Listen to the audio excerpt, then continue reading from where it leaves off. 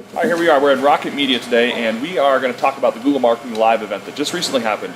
I've got with me today Micah Helfrey, the director of our paid search department, and Sean Bucher, who is in charge of our organic search department. They both attended the conference this last week or so, and we just wanted to have a quick recap about what that was about and how that can really impact our customers, you guys.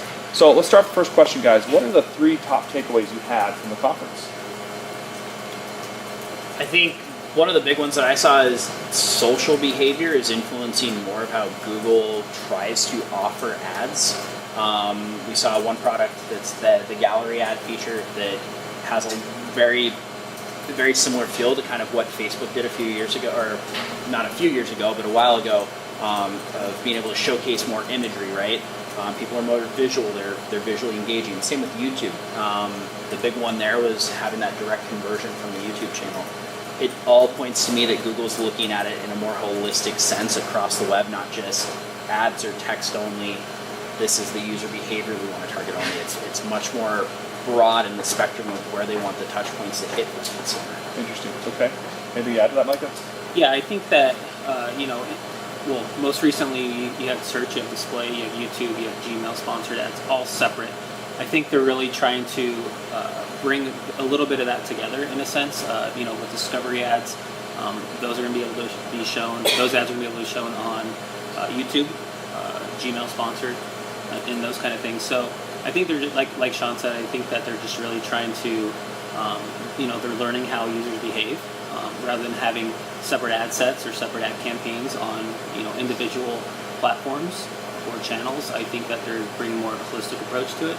And then to piggyback off what Sean said, with the gallery ads, people are more engaged with imagery. So, and Google's learning that. And with gallery ads, especially on mobile, because they're only visible on mobile right now on the top spot, it's going to allow the user to be more engaged. And then also, it's a good opportunity for clients out there to get their brand or tell their brand story within that imagery, as well as push different services and products that they also want to advertise. Great. So how's that going to impact our customers? You kind of mentioned what the facilities are of the gallery ads, but what do you think that's going to impact for our customers? Is how we help them with their services? I think it challenges us in this space to be able to tell a story. A lot of the local service, HVAC, plumbing specifically, we see a lot of businesses inclined to want to get that direct click, the direct action, because we believe it's a direct, they're taking action within 24 to 48 hours, usually because it's emergency. I think this positions those businesses, if you are bought into telling your brand story and trying to build a connection with that consumer more long term, that type of an ad format, you can showcase how your texts look. You can showcase an entire experience in theory of from you making the call to the tech coming through and completing that job within a gallery ad. You could also show your brand story of how you guys have evolved over the years. So it falls back into that more storytelling aspect of it, which is interesting because the ad space isn't normally thought of the medium to do that. Anything to add to that? What was the question? Right.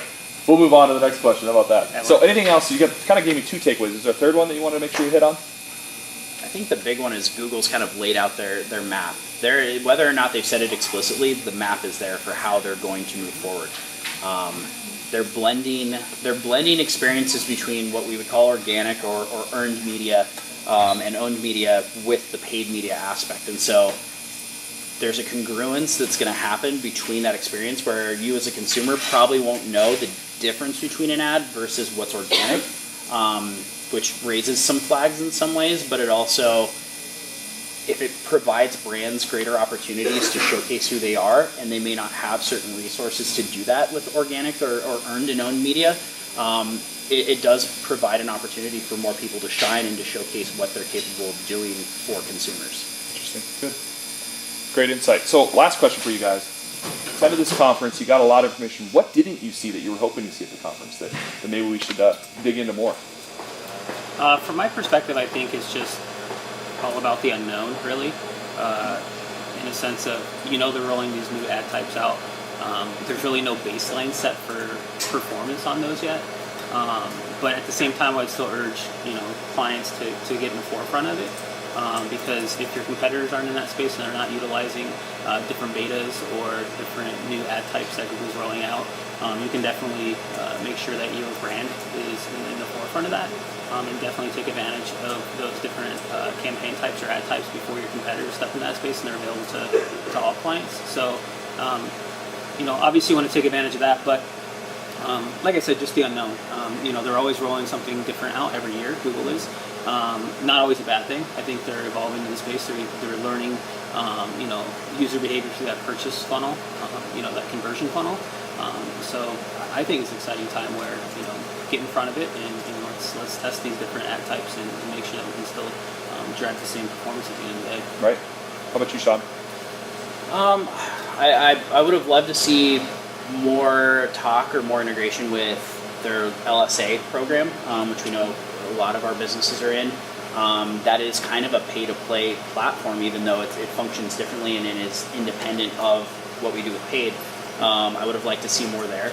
And then just in recent industry buzz, we've seen them hint at how they're going to monetize maps further. That was alluded to while we were there during the keynote, talking about bigger brands being able to leverage branded pins and intercepting some of those user behaviors in maps. We know that maps is a huge player for us just in behavior, driving conversion, and getting businesses to interact with consumers. I would have liked to see more of that because it is very much a marketing platform. While it is an information data set philosophy that they use with maps, there's a lot of advertising plays there, and I think that more of that would have been nice to see. They showcase some interesting features with their Marketing 360 platform, where they're moving towards, as Micah kind of mentioned, closing the loop on that customer journey and being able to see more of that data as we move towards this kind of world of where we're getting rid of certain tracking elements. Google's trying to create a closed system, and so one of the features they had mentioned was being able to do your media buys through this 360 platform. Another one that we saw is kind of machine learning layered into building creatives for advertisers. Again, getting greater access for a lot of businesses that may not have the resources to execute on a lot of the things they want to, and making it easier for them to do that. I'd like to see how that roadmap plays into maybe further down the line. Does that become something that's more accessible for all if you're trying to make an internet that's accessible for all of those businesses? So cool. I'd like to see what that product roadmap looks like further down the road than just kind of the immediate payoff or what that means in the next 3 to 6 months. Always an ever-changing market that we're in, for sure.